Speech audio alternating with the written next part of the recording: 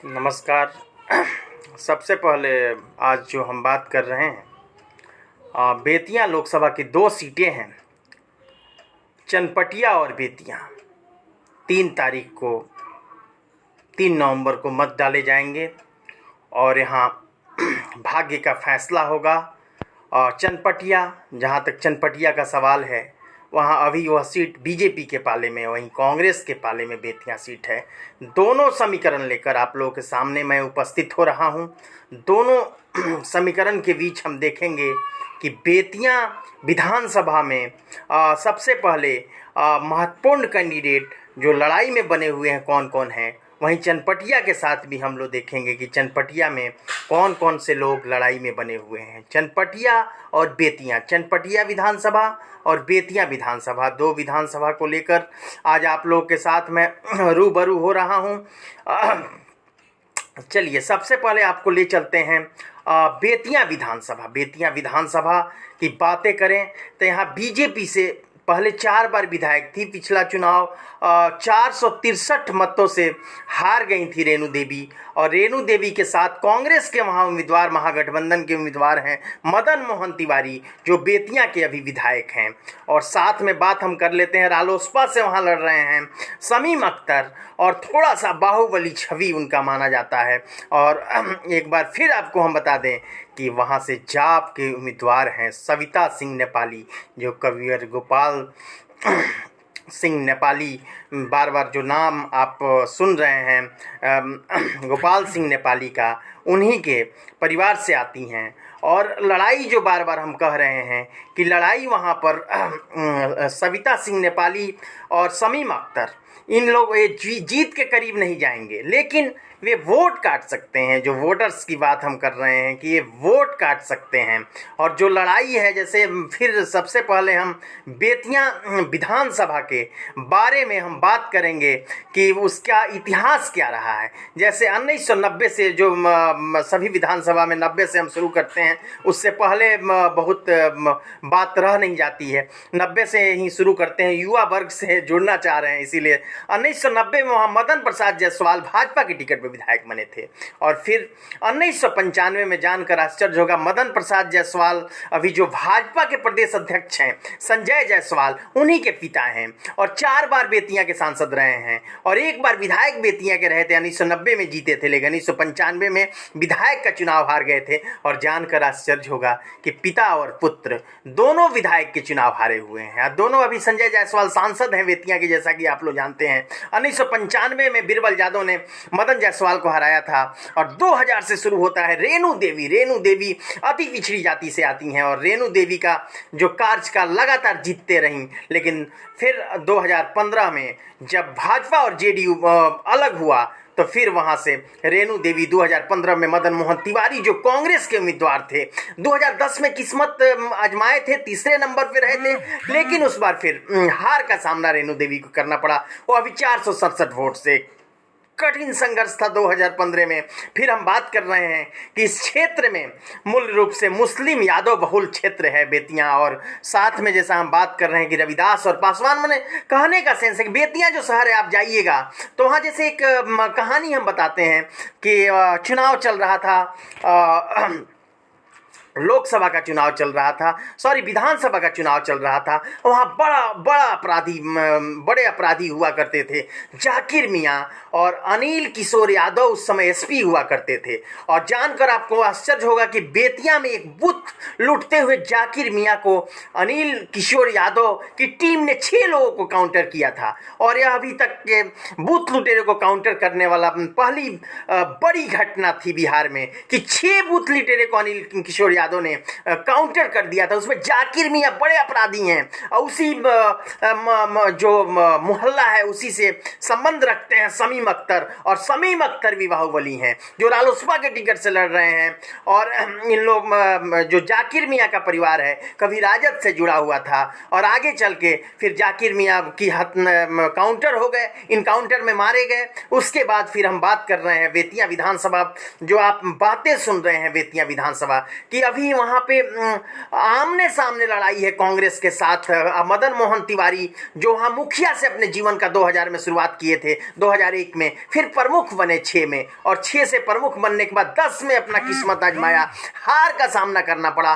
बहुत ही sober nature के व्यक्ति हैं और उनका महागठबंधन के कैंडिडेट होते हुए पिछले बार स्वर्ण वोटर्स निकालने में कामयाब रहे थे। इस बार भी मदन मोहन तिवारी थोड़ा सा स्वर्ण वोटर लेकर कंफर्टेबल जोन में दिख रहे हैं, लेकिन रेणु देवी अति पिछड़ा वर्ग से आती हैं, उनका भी नोनिया जाति से आती हैं और जो अति पिछड़ा वोट बैंक है उस पर उनका पकड़ है। लेकिन बेतिया में जब भी आज तक चुनाव होता है तो आपको जानकर सोच होगा कि बेतिया शहर में मुस्लिम और यादव दो जातियां बहुसंख्यक है और दोनों में विवाद हो जाता है और यादव बेतिया का बीजेपी को मतदान कर देता है। लेकिन पिछले बार यह टूटा था, थोड़ा सा इसमें टूट हुआ था और इस बार भी जो बेतिया छावनी के इर्द गिर्द जो यादव वर्ग है वह निश्चित रूप से मदन मोहन तिवारी के साथ है। चुनाव के दिन क्या देखिए, सांप्रदायिक ध्रुवीकरण बेतिया में होता है। चुनाव के दिन 2006 में बच गया था, 2015 में बच गया था, इसीलिए मदन मोहन तिवारी वहाँ पे गोलबंदी शुरू हो जाता है बेतिया के सीट पर। और 4 बार जो विधायक रहे हैं रेणु देवी जो विधायक रही है उसी को अब 2015 में उनको लेकर एंटी इनकम्बेंसिंग भी था, जेडीयू भी बाहर हो गया था। मदन मोहन तिवारी 10 से भाग्य आजमा रहे थे और 15 में उनको सफलता मिली। इस बार कांटे की टक्कर है और इसमें देखिए दोनों का खेल बिगाड़ने के लिए दो कर, जैसे सविता सिंह नेपाली का हम बात कर रहे हैं और नेपाली निश्चित रूप से बीजेपी के वोट निकालने में कामयाब है। वहीं हम बात कर रहे हैं समीम अख्तर का जो रालोसपा से हैं। समीम अख्तर भी अगर मुस्लिम वोट्स निकाल लिए तो निश्चित रूप से बेतिया में जो लड़ाई है वह काफ़ी कठिन हो जाएगा कांग्रेस के लिए। अगर सविता सिंह नेपाली भी कुछ वोट निकालने में कामयाब रही तो यहाँ तो कांटे के संघर्ष हो सकता है। याद रखिएगा कि फिर इस बार, पिछले बार यहाँ पे 464 वोटों से जीते थे मदन मोहन तिवारी, लेकिन इस बार भी याद रखिएगा कि समीकरण 1000-2000 के बीच में ही रहेगा और जिसके कार्यकर्ता उस दिन मजबूत पड़ेंगे। मदन मोहन तिवारी के कार्यकर्ता को भी आप कमजोर आंक के उस क्षेत्र में नहीं चल सकते हैं। और जहाँ तक रेणु देवी का सवाल है, 4 बार विधायक रही हैं और थोड़ा सा भाई लोगों के कारण उनकी छवि धूमिल हुई थी, लेकिन अभी थोड़ा सा भाई से दूरियां हैं जिसके कारण फिर रेणु देवी भी मजबूत रूप से वहाँ पे संघर्ष कर रही हैं। और दो आमने सामने की लड़ाई में खेल बिगाड़ने के लिए 2-3 कैंडिडेट्स का जो हम नाम ले रहे हैं वो बेतिया में प्रबल हैं और देखने वाली बात होगी कि आगे चलकर बेतिया विधानसभा में किसका पलड़ा भारी होता है। लेकिन मदन मोहन तिवारी, कारण कि बेतिया जो विधानसभा है उसमें ब्राह्मण बहुल, जैसे बार बार हम बात कर रहे हैं कि कुछ इलाका है जिसमें झा लोगों का वोट काफ़ी संख्या में है, जैसा कि आप लोग जानते हैं। और मदन मोहन तिवारी ब्राह्मण वोटर्स के कारण ही थोड़ा सा मजबूत हैं और भूमिहार भी इनके साथ हैं। अभी जानकर आश्चर्य होगा कि भूमिहार वोटर्स कम बट रहे हैं, ब्राह्मण वोटर्स, राजपूत वोटर्स सब कम बट रहे हैं और महागठबंधन के साथ हैं बेतिया के सीट पर।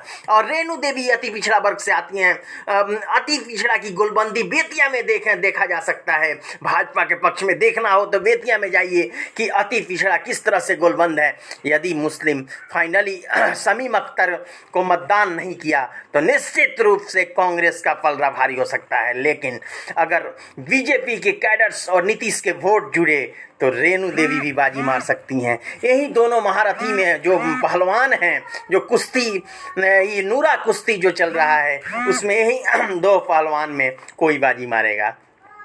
फिर मित्रों, अब बेतिया लोकसभा जो भाजपा के संजय प्रसाद जायसवाल का सीट है, जायसवाल यहाँ से सांसद हैं और भाजपा के अध्यक्ष भी हैं। भाजपा के प्रदेश अध्यक्ष है संजय जायसवाल और उन्होंने टिकट जो बांटा है, चनपटिया को लेकर भी विवाद खड़ा हो गया कि वहाँ पे भाजपा, देखिए फिर चनपटिया के बारे में हम बात करते हैं। चनपटिया विधानसभा में लगातार बातें हो रही है चनपटिया विधानसभा को लेकर कि चनपटिया विधानसभा में जो कैंडिडेट हैं उनका नाम जान जाइए। उमा शंकर सिंह बीजेपी से हैं, वहीं अभिषेक रंजन जो कांग्रेस से हैं, और त्रिपुरारी तिवारी उर्फ मनीष कश्यप भी यहाँ लड़ाई में हैं, लड़ रहे हैं निर्दलीय, और रालोसपा से संतोष गुप्ता हैं। यानी कि यहाँ जो लड़ाई है मूल रूप से आप देखिएगा तो भाजपा वर्सेज कांग्रेस है, और साथ में मनीष जो कश्यप हैं, त्रिपुरारी तिवारी उर्फ मनीष कश्यप, वो भी लड़ाई को त्रिकोणात्मक बनाने का प्रयास कर रहे हैं। यूथ हैं, सॉफ्टवेयर इंजीनियर हैं, लगातार प्रयासरत हैं, क्षेत्र में युवाओं में इनकी पकड़ है। और फिर हम बात कर रहे हैं चनपटिया के इतिहास की बातें करें तो 2000 तक चनपटिया जो विधानसभा है वो कम्युनिस्टों का गढ़ हुआ करता था। बीरबल शर्मा वहाँ से विधायक होते थे। बीरबल शर्मा 3 बार विधायक रहे थे। 1990 में जनता दल वहाँ से जीता था और कृष्ण कुमार मिश्र विधायक बने थे। फिर सारा खेल तो शुरू होता है 2000 के बाद, और आपको जानकर आश्चर्य होगा कि 2000, 2005 फरवरी, 2005 अक्टूबर, 2010 और 2015 में यहाँ लगातार 5 टर्म से बीजेपी की जीत हो रही है। आपको जानकर आश्चर्य होगा 15 और 10 और फिर 2005 में तो बयान चनपटिया मूल रूप से बीजेपी का गढ़ रहा है। और पिछले बार के समीकरण हम समझा दें कि पिछले बार भी बहुत कम मतों से यहाँ निर्णय हुआ था। जैसे बेतिया में 1000 मत के लगभग निर्णय हुआ था, यहाँ भी वैसे ही निर्णय हुआ था। और जानकर आश्चर्य होगा कि वहाँ पे प्रकाश राय जीतने में, भूमिहार वर्ग से आते हैं, प्रकाश राय जीतने में भाजपा से कामयाब हुए थे, और वहाँ उन्होंने एनएन शाही को हरवाया था। प्रकाश राय ने एनएन शाही को मात दिया था, प्रकाश राय ने। और डॉक्टर एनएन शाही भी भूमिहार वर्ग से आते हैं, जेडीयू से खड़े हुए थे और हार का सामना करना पड़ा था। 1000 के लगभग जो वोटर्स थे, और कम्युनिस्टों का गढ़ रहा है। 2000 से जैसे बातें कर रहे हैं कि देखिए एक रोचक जानकारी चनपटिया के विषय में कि 2000 में जो भाजपा के टिकट से पहले जनता दल में थे कृष्ण कुमार मिश्र, वह चुनाव लड़ते हैं, जीतते हैं भाजपा के टिकट पे। फिर 2005 आता है, उनकी टिकट काट दी जाती है, और फिर सतीश चंद्र दुबे जो अभी वाल्मीकि नगर, अभी राज्यसभा सांसद है, बाकी वाल्मीकि नगर लोकसभा से सांसद रहे हैं, 2005 फरवरी और अक्टूबर में जीतते हैं। और 10 में परिसीमन जो होता है 8 में, फिर वहाँ 10 में वहाँ से चनपटिया से चुनाव लड़ते हैं रामनगर के 3 बार के विधायक चंद्रमोहन राय, और 2010 में विजयी होते हैं। फिर 2010 के बाद 2015 आता है, और जानकर आपको आश्चर्य होगा कि 4 बार भाजपा वहाँ 5 बार जीती है, और लगातार कैंडिडेट बदल दिए गए हैं। और 2015 में वहाँ चंद्रमोहन राय का टिकट काट दिया गया। सुशील मोदी पर बड़ा आरोप लगा। चंद्रमोहन राय चंपारण के कद्दावर लीडर थे, उनका टिकट काट दिया गया, और उन्हीं के गांव के, उन्हीं के परिवार के प्रकाश राय को टिकट थमा दिया गया। प्रकाश राय चुनाव जीते, और इस बार प्रकाश राय की भी टिकट काट दी गई। जानकर आपको आश्चर्य होगा कि इस बार प्रकाश राय की भी टिकट काट दी गई, और प्रकाश राय के जगह पर भूमिहार समाज से ही आते हैं उमा शंकर सिंह, उनको टिकट थमा दी गई। उमा शंकर सिंह भाजपा के, और जानकर आश्चर्य होगा कि वे 4 बार मुखिया रहे हैं। बगल में बेतिया विधानसभा में उनका गांव पड़ता है, और 4 बार मुखिया रहे हैं। उनका उस तरह से चनपटिया क्षेत्र में लोग उनको नहीं जानता है, लेकिन भाजपा ने टिकट थमा दी है। और दूसरा जो सबसे इंपॉर्टेंट हम बात कर रहे हैं आप लोगों के बीच में कि कांग्रेस ने युवा जो कैंडिडेट हैं, उम्मीदवार हैं, अभिषेक रंजन को टिकट दिया, और माना जाता है इस क्षेत्र में बहुत ही धनाढ्य परिवार से आते हैं। अभिषेक रंजन युवा प्रत्याशी हैं और कांग्रेस के टिकट पर लड़ रहे हैं। और जो हम बात कर रहे हैं त्रिपुरारी तिवारी मनीष कश्यप भी वहाँ निर्दलीय काफ़ी मजबूत स्थिति में हैं, रोचक चुनाव को बनाए हुए हैं। और जानकर आपको आश्चर्य होगा कि यह क्षेत्र जो है खासकर भूमिहार, ब्राह्मण, कोयरी, मुस्लिम इसमें निर्णायक हैं। और यहाँ पे संतोष गुप्ता रालोसपा के टिकट पर चुनाव लड़ रहे हैं। कहने का जो मकसद था, कहने का जो तात्पर्य है कि यहाँ भी लड़ाई आमने सामने है, उसमें मनीष जो कश्यप हैं उस लड़ाई को त्रिकोणात्मक बनाना चाह रहे हैं। लेकिन चुनाव के दिन तक देखना होगा कि बीजेपी को कितना डैमेज पहुंचाते हैं। इसमें 2-3 कारण आप समझिए कि जैसे टिकट काट दिया गया, बहुत सारे लोग उमाशंकर सिंह के जगह पर प्रकाश राय टिकट चाह रहे थे, उनका एक खेमा है। बहुत सारे लोग टिकट के दावेदार थे, उनका एक खेमा है भाजपा में। और भाजपा में बगावत है चनपटिया में, याद रखिएगा, बीजेपी में बगावत है। उसके बाद हम बात कर रहे हैं कि कांग्रेस से टिकट दे दिया गया, जैसे हम बार बार चर्चाएं कर रहे हैं कि कांग्रेस से टिकट अभिषेक रंजन को दे दिया गया। और अभिषेक रंजन जो हैं वह उससे पहले यहाँ नरेंद्र शर्मा कांग्रेस के टिकट के दावेदार माने जा रहे थे। अंततः नरेंद्र शर्मा की टिकट कट गई, वह टिकट अभिषेक रंजन को दिया गया जो गुप्ता समाज से आते हैं। और यहाँ लड़ाई जो संघर्ष दिख रहा है, इस संघर्ष में कौन बाजी मारेगा कहना मुश्किल है। लेकिन चनपटिया की लड़ाई भित्रघात के कारण काफी रोचक हो चला है। क्या उमाशंकर सिंह विधायक बन पाएंगे? क्या अभिषेक रंजन पहली बार चुनाव लड़ रहे हैं, क्या वह विधानसभा पहुंच पाएंगे? क्या मनीष कश्यप भी कोई कारनामा इस क्षेत्र में दिखा सकते हैं क्या? जो बार बार हम चर्चा कर रहे हैं कि क्या उमाशंकर सिंह विधायक बन पाएंगे। इन सब बातों के बीच मैं मधुरेंद्र, आज इतना ही।